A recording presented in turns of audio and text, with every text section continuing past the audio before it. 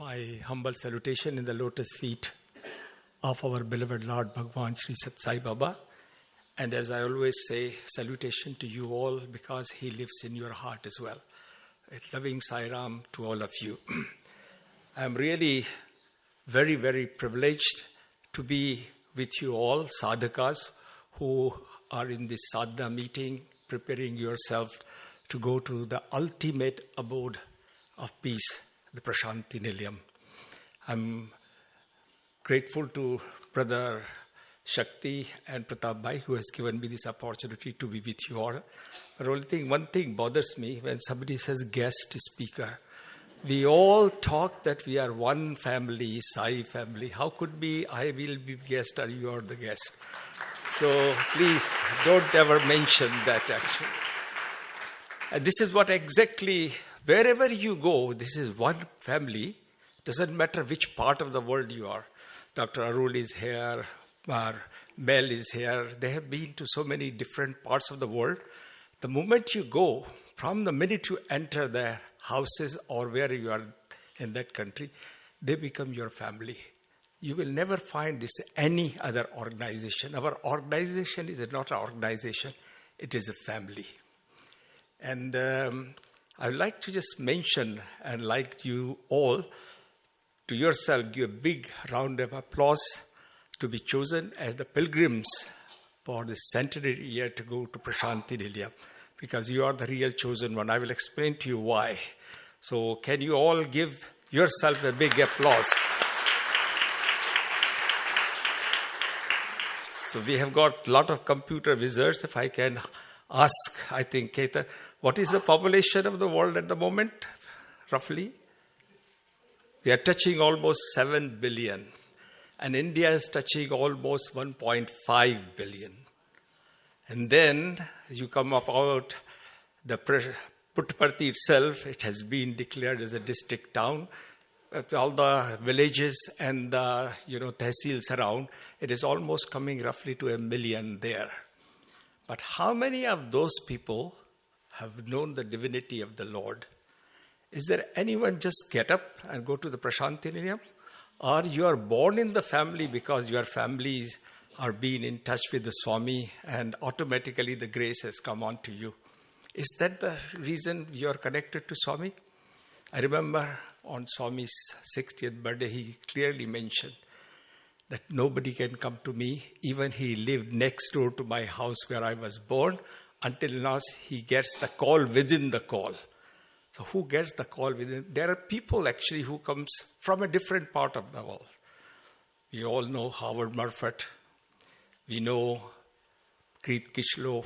We know Professor Arnott. All these people have never heard John Hislop about Swami. They were going in search of divinity all over the world to find out. But they heard the call within the call and they were the chosen one. So those people are in the Sai family. They are the chosen one. And these 500 pilgrims who are going to Prasanthi, they are super chosen to be in Puttaparthi on the 100th birthday celebration of Swami. So God bless you all. You are very, very, very fortunate. These are Swami's words. Nobody can come to me until I pick them up. This is not our Sanchit Punya Karma. It is because of his Sankalpa that we are all in the Sai organization. You all have known about sadhanas. Normally, I'm very bad in reading, but I say there is a caption is that sadhana prepares you for all eventualities and brings the best out of you to face all life's challenges. This is Swami's quote actually. And also, sadhana prepares you to face pain, suffering, gains, losses with a state of equanimity. So this is actually the quote I have picked up from Swami. And I will explain to you about this picture. What's of sadhana? What Swami said, which is the best sadhana, everybody thinks. We could think about anyone, which is the best sadhana. In this Kali Yuga, where people are busy in the hustle and bustle of the life, do not have the time. Fantastic. Naam Smarana is the best. You must have seen actually in the pictures of a yogi sitting on the top of a mountain and doing the japa, top of the mountain. Some of the jopis go underwater hold their breath, and then they are doing the japas. So what are they doing actually? What this mountain represents, Swami beautifully explains. This mountain is not that yogi has gone and sitting up there. He is above the mind. Swami says meditation or sadhana is when you go above the mind. So you leave the world behind. Just beautiful saying which Swami always say.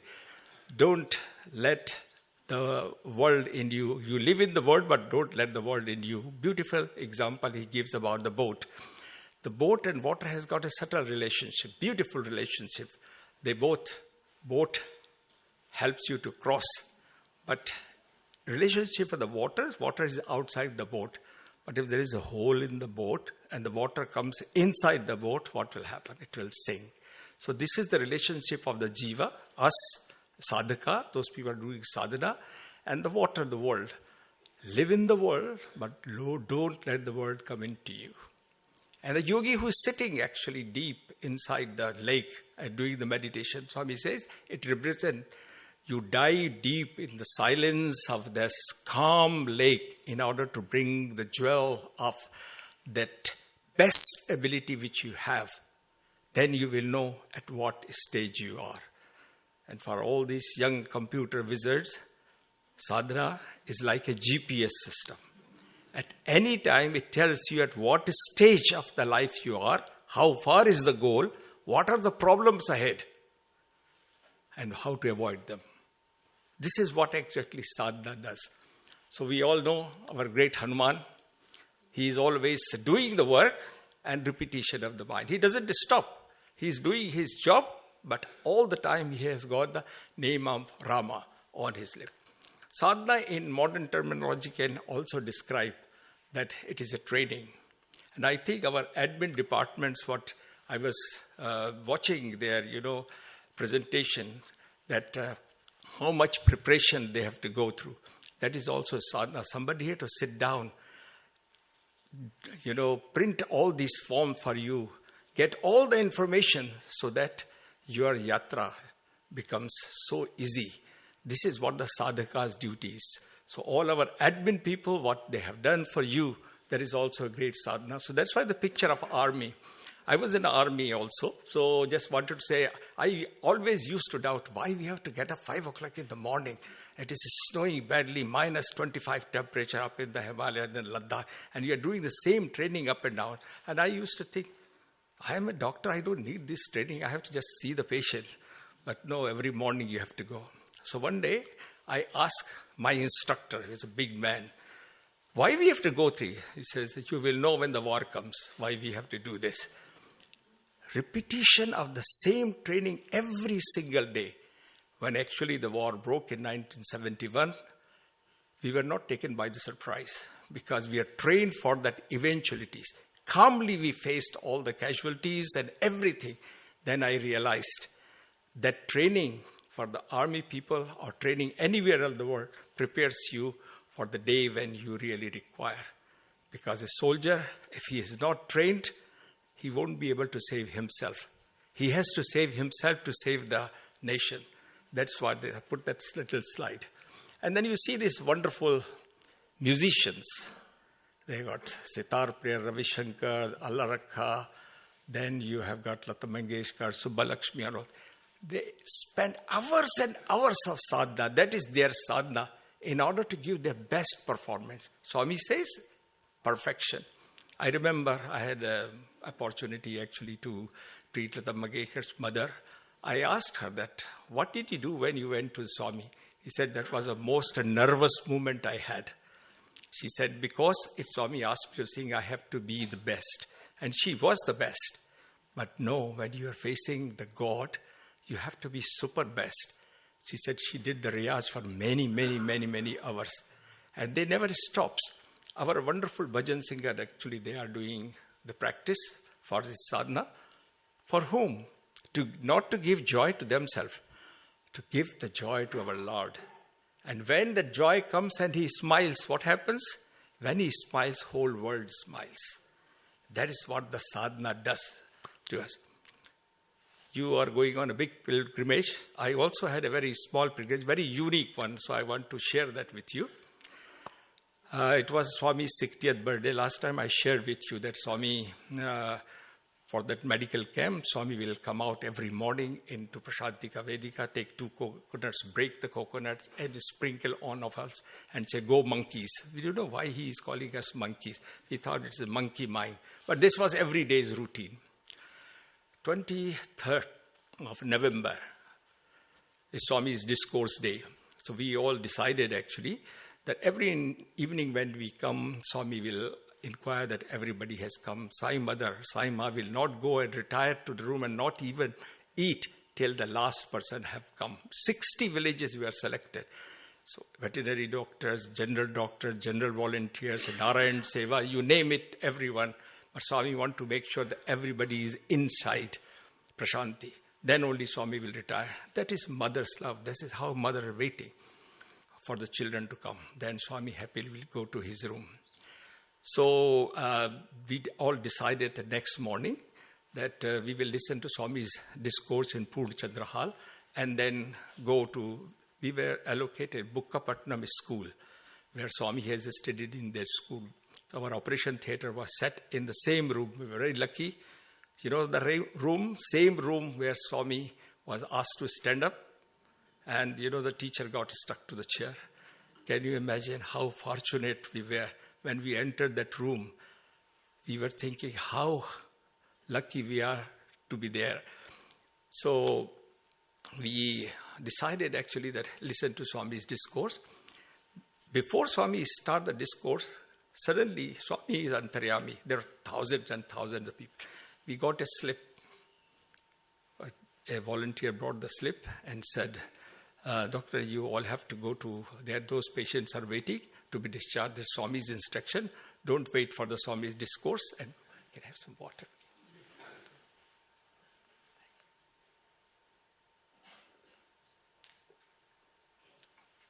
So we said, okay, if Swami is, because we knew actually that Swami's discourse those days, because it was not like science inspires that you can listen on the Google or somebody has put on the YouTube. It used to come on the Sanatan Sarthi. So we thought we will read, because Sanatan Sarthi used to come the following months. Swami's instruction, we have to go. But here comes the test. Swami says, you go, because we did not go to the duty before the discourse started. There was no taxi, no buses, no transport to go to Bukkapatnam. How to go? We are running here and there to find out if anybody can take us. Everybody was in Purnachandra Hall. Those people who had their car, they were also inside. What to do? Swami always creates a problem. Vigna Karta, but he is a Vigna Harta as well. So Swami, you asked us to go. Now there is no transport. How can we go? I think probably we should stay. Then suddenly a dhobi is crossing near the old accommodation office between the South Indian canteen. So we asked him, do you know, is there anyone who can take us to there? Because there was the only person that time available. So he said, what is so difficult? Why you don't go the same route as Swami used to go when he was a student from Puttaparthi to Bukkapatnam school along the river Chitravati? That is when Swami was 80 years of old, 52 years ago. And after that, all these things abandoned. No roads were made to go by proper roads. So hardly anybody was using, but we had no choice. So I had a young man called Navneet from South Hall and one of our pharmacists from Biliriki. The three of us, we decided actually that we should also take a chance. So you go to river Chitravati. Those days I'm talking about 1985, Swami's 60th birthday. The Chitravati river was, the sandy beach was quite big. There were hardly any buildings at that time. So we started walking in the direction of Bukkapatnam. Then we realized that it was not very easy because there were a lot of pebbles and other things. Though we had our sandals and shoes, still it was difficult to walk. Suddenly we were reminded that Swami used to run twice in the morning to go to school, come back in the afternoon, feed his grandfather and run back to the school without any chappals, without any chappals, every single day, 5 days a week.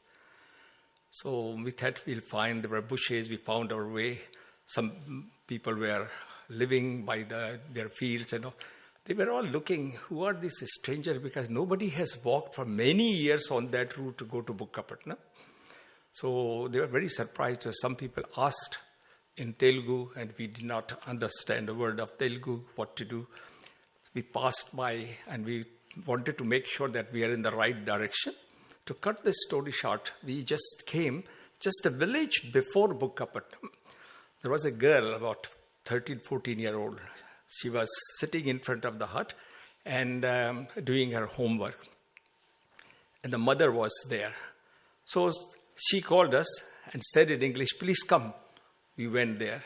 And her grandmother, who was just drying the peanuts, because those peanut season probably, they have got this. You find all over Puttaparthi, a lot of peanut crops there.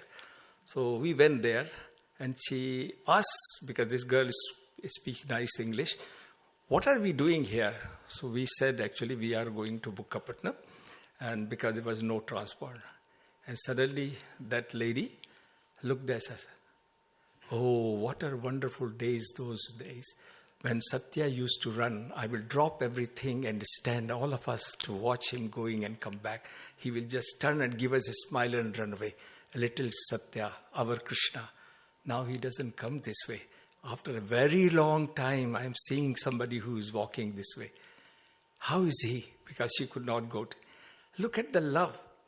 52 years ago, when Swami was 8-year-old, this lady had the joy of seeing little Sai Krishna running up and down. And she used to say, many a times he will just stop, give this small, and stand, keeping his hand on his waist. And he say, okay. And then in Telugu, he'll say, and go. Swami has put that little girl who could speak English and a lady who has witnessed that wonderful sight of the Swami. Swami wanted to show us, this is all the way to Bukkapatnam, and this is your pilgrimage to go there. So I was very fortunate. And as I talk about the chappal, I was reminded about another story. We were in Prasanthi Nilayam, and Swami sent a message that there is, I don't know how many of you know, just after the Kartikeya's Mandir, there used to be some accommodation there. Now these people have moved actually to the buildings behind the North Indian canteen. But these people used to live there. And these are the people who used to live those days when Subhamma and Mother Ishwaramma was there. And as they grew old, their family has gone, they were alone. Family has abandoned them. But our dear Lord has given them the accommodation. And the message was, because she had some eye problem, I should go and see if I can help. So with a Sevadal, I went there and found out, because her name and the slip was there, I went there. The two peoples in one room, and there was a shrine. And the shrine wanted a wooden box. And there was a Swami's picture. And there were these strange sandals, very strange chappals. Not like the chappals which we use nowadays. The chappals made by tire, black color. And she has put flowers on that one. So I asked this Sevadal worker who could speak Telugu, whose chappals are they? So she said, it is Swami's Paduka. Those rubber chappals, probably those days were probably 4 anna, 1/4 of a rupee. I said to this volunteer, Swami never wore chappals even when he was young. So this lady explains that no, he did not wear. One day he was returning and he had a thorn in his heel. And he stopped by. He removed. I had newly bought these chappals for myself, but I gave it to her. She said, no, I don't wear, I am fine. But I begged him that, please use it. So what he did to please me, he put both the feet and jumped 2-3 times. He said, okay, I left those chappals. These are the chappals since that time. These are my padukas. Look at the love of that lady. I realized that Swami asked me to go and see his eyes. She has opened my eyes. We think we love Swami. Look at them. That has become her treasure. So this is what the wonderful thing actually we have to find out and witness, and where you find, whenever you go to Puttaparthi, find out some very, very old people. These are the stories which is not written, not on the YouTube, anywhere.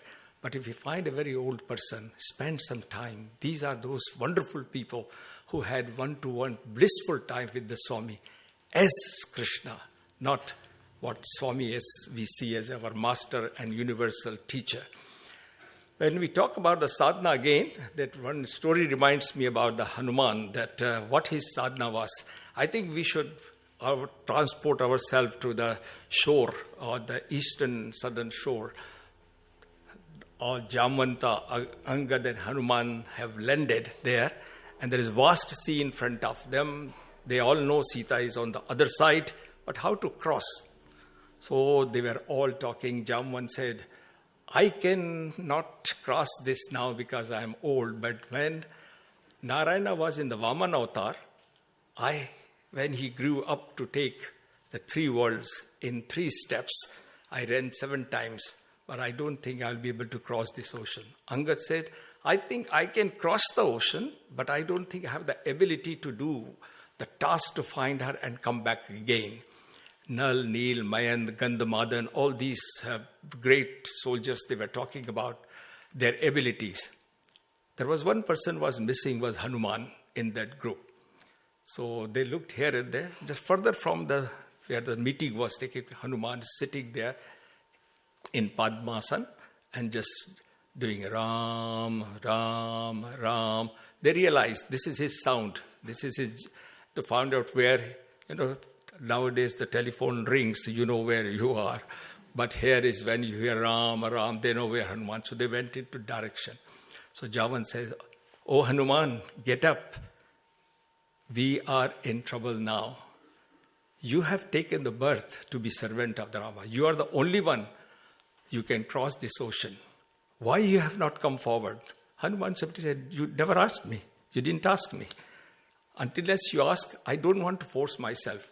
I must give chance to the other. This is a quality of a leader who is not a leader of the group. Because in that group, Angad was the commander-in-chief and Jamwant was the advisor. Hanuman has no role in that, such a big eastern-bound search party which has gone in search of the Sita. So he simply said that if you say so, I will go. And you know the story, what he did after that. So this is what he is. Till you are given a job, be prepared for that job, and then that power of that sadhana will take you to face any challenges and make you fit for that one. And this is the story which I always say, that we all have to be a sadhaka like Hanuman, who is a karma yogi. He is always engaged in the service, but always there's the name of Rama on his lips.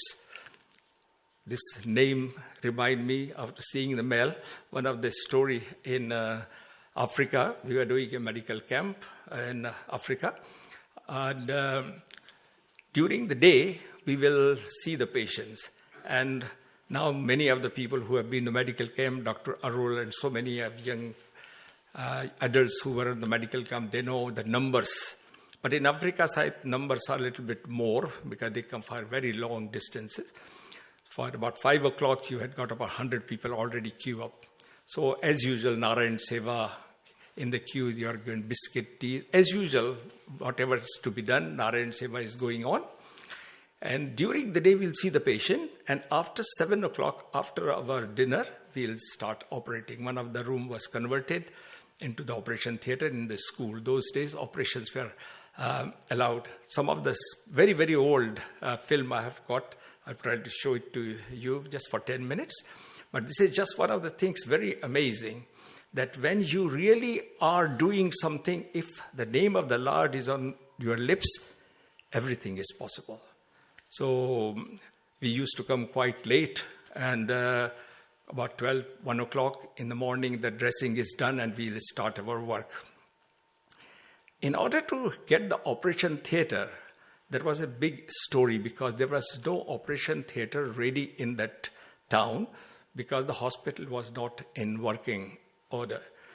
But when we went and saw, we thought the operation theater is there. Luckily, in our team, Swami has sent a plumber and an electrician, and our volunteers made the operation theatre ready. Now the question came that we did not have the gases which is required for the anesthesia. The caretaker came and he said, "Sir, there are some cylinders in the basement. If you can go and see probably if there are some gas there." Luckily, we went there and we found that some of the cylinders were full. It was enough because there was 15 or 16 patients who required general anesthetic. The biggest hurdle came that we did not have the anesthetist. So we started ringing. There were no mobile phones those days. So we started ringing different groups of the hospitals here. If they have got anesthetist, they say, "No, we don't have operation facilities, so we don't have anesthetist." We're thinking, "Swami, what to do?" So while you are working, constantly you're thinking about how to resolve this problem. These people have come for the operation for a long time. So we knew Swami will resolve this problem. On the third day, suddenly about 10:30 or 11 o'clock, a gentleman walked in and he says, "I'm the anesthetist working in the copper field at the border of Congo and Zambia. And I'm quite happy to stay till evening, but I must leave in the evening because there is some little bit problem actually at the border, some, tribal conflicts and there's some gunfire, so I must return by daylight." So as suddenly he came, now we have to prepare all those patients and all those things. Luckily, some of the patients who we every evening we'll tell them not to eat or drink anything till about 11 o'clock, so that in case anesthetist appears, we can do the operation. So cut the story short, we all went to the operation theatre. By the time everything was ready, it was just after the lunch we could start. 2-3 operations has gone. Fourth or third operation was going, the small child on the table. And so he said he doesn't require full anesthetic. He gave a sedation and he said, "I'll just put a little gas and he will be all right." So we started the operation. Just 10 minutes or 5 minutes before completing the procedure, suddenly he got up and he said, "I'm going." I said, "Sir, stay there. I'll just finish in 10 minutes. He said, No, I can't stay because this time I should be able to cross where I'm coming because there is a little bit problems at that side. He did not listen and simply went away. No doubt about it, the child would be all right. But in case there is a complication without anesthetic, what can you do? So really I was feeling so worried about it. It is, if everything is going well, everybody say Jai Sai Ram. If one thing goes wrong, it is the name of our dear Lord. Because Swami said, don't undertake anything unless you are 100% sure, because his name is attached to our organization. So I was praying Sai Ram, and my hands were literally trembling. There was sweat. So the nurse who was assisting me, she mopped, and he said, "You always says, have faith in Swami. Complete this thing, Swami will do something." So with those calming words, I completed. And just before putting the bandage onto the eye, suddenly the plastic door flung open and there is a man standing there in the jeans and an orange shirt and, African frizzy hair. And he said, "What are you doing here?" So I was very agitated. I said, "Do you think we are playing football here?" He said, No, I am the anesthetic, was passing by. After a long time, I saw the light actually in the operation theatre. I was curious what is happening, so I came up to see. And this operation, "Can I help?" I said, "You are not anesthetic, you are God, please come and help us." So he just scrubbed everything and he said, "No, the child is all right, there is no problem. How many more cases you have?" So I said, 3 this side, and there is the gynae operations also going on. So there is one of the operation is in the film also. So he said, "I'll be okay. I will come tomorrow, Elsa. I will come day after tomorrow." And he said something, "I think people stop operating 2 or 3 days before you complete the medical camp so that everybody recovers and goes and there is no complication." I said, yes. So I said, probably he knows, our procedure. That time it did not stuck to me. How did he know? So everything went well. He came second day, he came third day, and third day I went to him. I said, "Sir, last day we have got a function here, and one of the ministers is coming from the capital, and if you will be there, it will be very nice. He said, I'll be there, don't worry. He went away. I did not take his telephone number or anything. Then we start looking for him on the day of the celebration and functions to Thanksgiving. Nowhere he used to be found. Then I asked somebody that who came from that hospital. He was an in charge of the hospital. I asked, did you have an anesthetic? All this time I did not ask his name because it did not stuck to me. This man said something very surprising. Sir, we never had an anesthetist in this town. Whenever we have to have the operation, the team comes from the capital and they used to do the operation. We never had. Then I realized so many telephone calls. On the radio, we announced to have the anesthetist. Where did he come from? So I thought, thank you very much, Swami. You have helped. That part was finished. I came after 4 or 5 months.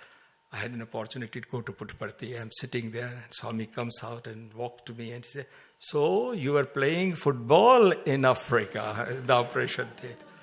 Then I realized that if you have got your sincere prayers on your lips, God can come and help you. Only problem is you do not recognize him. Because we have got the veil, called in my especially term, cataract of Maya in front of us, that when he comes, you can't recognize. That's why I always salute you all. You do not know in what form he is sitting in you. Because Swami has said after that something very beautiful. I asked Swami, why you come in disguise? You come in the form of this and that. Why you don't come as it is? He smiled and he said, if I come as I am, nobody will look at you. They will all look at me and you won't be able to do the work. There will be a huge crowd behind me. So try to learn. Any help is God's help. Where you are, I am with you. Just you have to shout for me. How, Swami? He gave a beautiful example. When a mother is working in the kitchen and the child is playing, the child says, Mother, I am hungry. Mother said, wait, food will be ready in 15 minutes. 10 minutes, child playing. Then he again say, Mother, I am very hungry. Say, yes, beta, wait, few minutes. Then the child says, Mother, I am very hungry. She drops everything and runs. That lamentous cry must come from within the heart, then he will respond. That is where you have to call him from, the depth of your heart, and then you will see that he is right there for you. Many people ask me, where is Swami gone? I say, Swami has not gone anywhere. He has just traveled on that day of what we celebrated Aradhana day, and I said on that day also, Swami has just traveled from that Prasanthi Mandir to your Hriday Mandir. He has traveled from that temple to the temple of your heart. So that's why he always says, I'm above you, below you, around you. He is the very breath, very prana of us. We are breathing him. We are singing him. We are seeing him in everyone. If we develop that quality, that vision, you have really reached the goal. To achieve that goal, what is the formula? Be connected to the source. Be connected to the source. He will give you the force to keep you on course to reach the goal. And that goal is put a smile on his face so the whole world can smile. Jai Sai Ram.